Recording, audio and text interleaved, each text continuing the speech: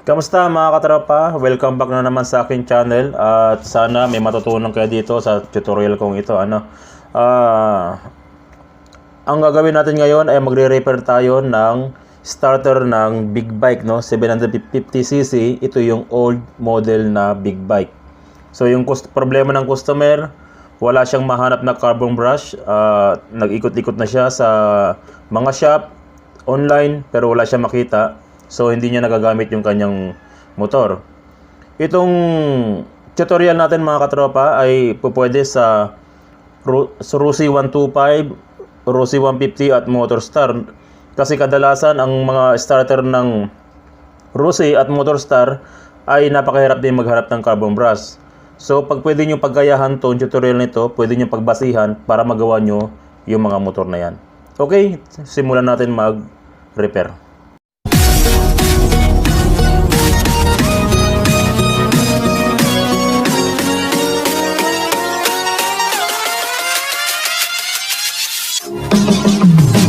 Mga katropa, huwag niyong kalimutang suportahan ang aking channel. Huwag niyong kalimutang mag-subscribe upang makatanggap kayo ng tip tungkol sa pagwawiring. Okay naman mga tropa, kung malapit lang kayo sa Lingayen, Pangasinan, Artacho Street, pwede niyo akong sadyain dyan sa repair shop upang magpa-wiring kayo ng personal sa akin sa inyong mga motor. Okay mga katropa, sa tutorial na ito, magre-repair tayo ng starter motor ng Honda 750cc. Ito yung old model na big bike, Kasi ang customer hirap niyang hanapin o hirap siyang maghanap ng carbon brush ng motor na to. Kaya hindi niya nagagamit yung kanyang motor. So, hinatak niya rito dahil nirekomenda ako para gawin to.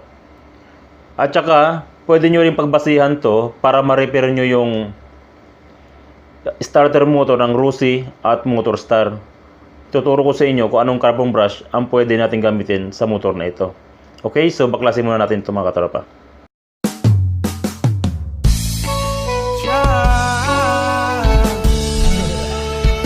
Kalimutan mo na yan, sige maglibang, huwag kang magpakahibang, dapat ay tawa lang. Ang problema sa pag-ibig dapat ininda, hayaan mo sila na maghabol sa'yo, diba?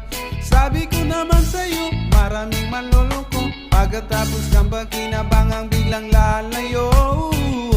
Kaya huwag nang uulit pa. Okay mga katropa, ito na yung ating starter, Babaklasin natin siya para makita nyo yung laman niya. So, ang old model na rotary gear siya, rotary gear, kaya malakas siya. So, ito yung kanyang laman. So, makikita nyo, medyo na yung kanyang rotor. Liliyain natin siya para pumantay at mapalabas natin yung pinakatanso niya. Kung magpapalit kayo ng carbon brush kahit anong klaseng motor mga katropa, kailangan linisin nyo yung rotor niya. Huwag nyo lang basta-basta isasalpak yung carbon brush tapos ilalagay nyo yung rotor na hindi nyo nililinis kasi halos hindi rin siya gagana. O magtataka kayo bakit nagpalit ng carbon brush pero hindi gagana. So kailangan linisin nyo parang ganito. Lilinisin nyo mabuti, kiskisin nyo, lumabas yung tanso niya. At kailangan pantayin nyo yung kanyang rotor. Okay, so parang ganyan. Tanggalin muna natin to, yung niya.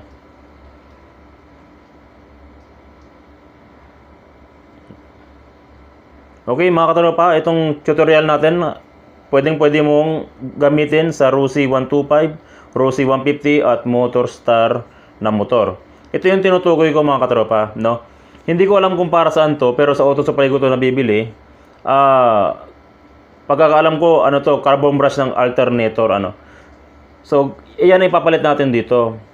Itong carbon brush ng alternator, same lang din siya ng sa Rusi, tsaka Motorstar, pero, tawag dito, lilihain natin siya.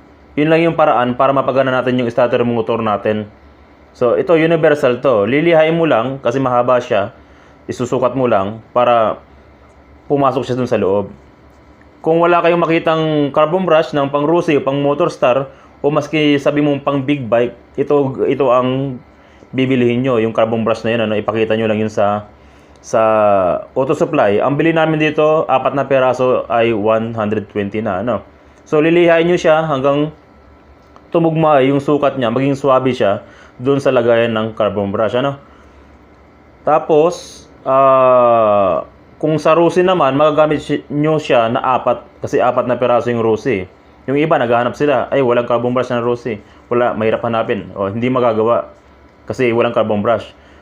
Hindi nila alam, yung carbon brush ng alternator, pwede gamitin, pero lilihain mo lang para sumukat siya. No?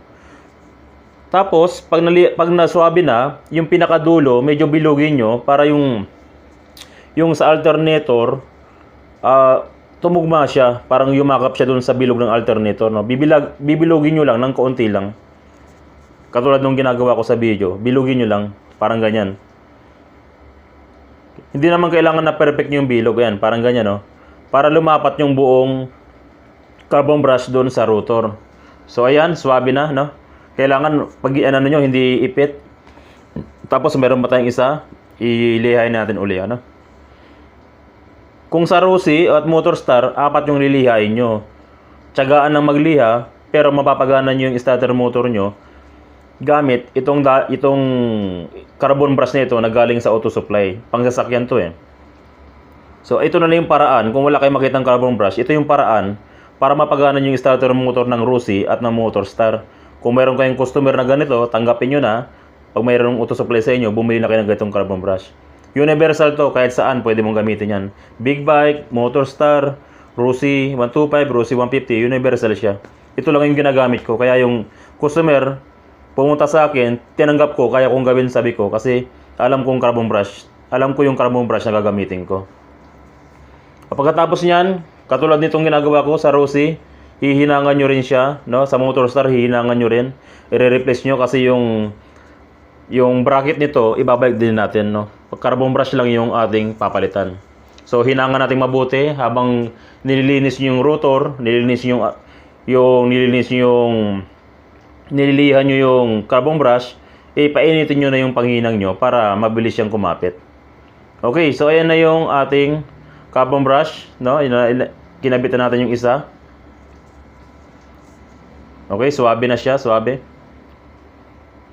Okay, itulak-tulak nyo. Dapat pag tinulak nyo, swabe siya, yung walang sabit para maitulak siya nung ating spring. Hindi mahirapan yung spring. Alam nyo naman, pag hindi bumalik yung spring, hindi rin gagana yung starter motor mo kasi nga hindi dumidikit yung carbon brush. No? Kailangan swabe siya.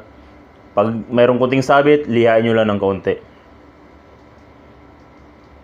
Paalala lang mga katropa, pag nagliliha kayo ng carbon brush, kailangan nakamask kayo kasi delikado sa atin yung pudpud na carbon brush. Okay, delikado rin sa kalusugan natin yan. So, kailangan magmask.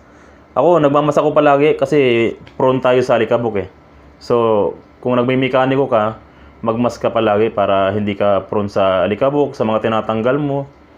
Okay, pagkatapos niyan, ito yung positive ng ating carbon brush, no? Lagyan nyo siya ng electrical tape para hindi sumayad dun sa body, ano? Ito yung may tinutornilyo ko.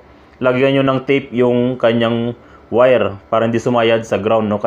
Kasi itong may tornilyo na to, ito yung positive natin. So, kailangan wala siyang contact sa ground.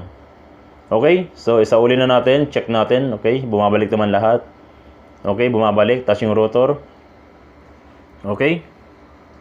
So, ayan. Same lang ang gagawin nyo sa Motorstar tsaka Rusi, ha. Same na same lang. Linisin nyo. Lihain nyo. Tapos, ibalik nyo na ng maayos. You know? Ito, ang pagkaiba nito is rotor type siya, no? Yung rotary gear siya. So, malakas siya. Okay, mga katropa, ito na yung ating ginawa. No? Ibalik na natin yung tornilyo. Okay, naibalik na natin yung tornilyo niya. Tapos, ibabalik na natin siya doon sa motor, ano? So, i-remind ko ulit kayo, mga katropa, itong tutorial na ito ay applicable siya sa Rusi 125, Motorstar at Rusi 150, no? Applicable siya, no? So, ipapakita ko lang yung gear natin. Ganyan dapat ang pwesto niya. Ipapakita ko lang. So, kung naka-encounter kayo ganitong big bike na gagawin nyo, dapat ang pwesto niya hindi ganito, no? Hindi ganyan. Dapat ang pwesto niya ng gear ay ganito.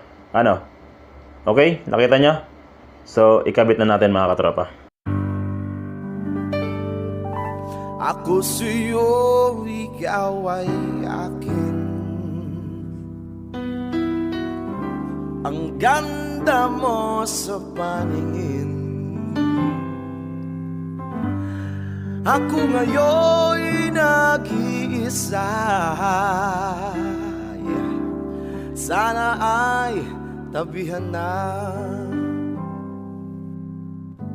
Sa ilalim ng puting ilaw, oo, sa di.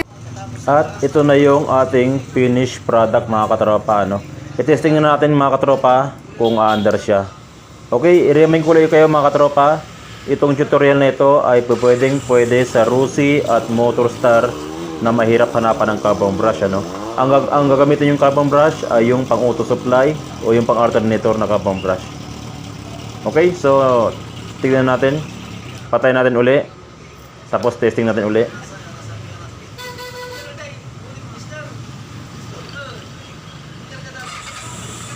Okay mga katropa, one click, okay na yung ating starter. Naayos na natin at pwede nang gamitin ng customer. Okay mga katropa, sana may natutunan kayo. Gamitin nyo sa panghanap buhay ang ating tutorial. Okay mga katropa, God bless, ingat sa pagwawiring.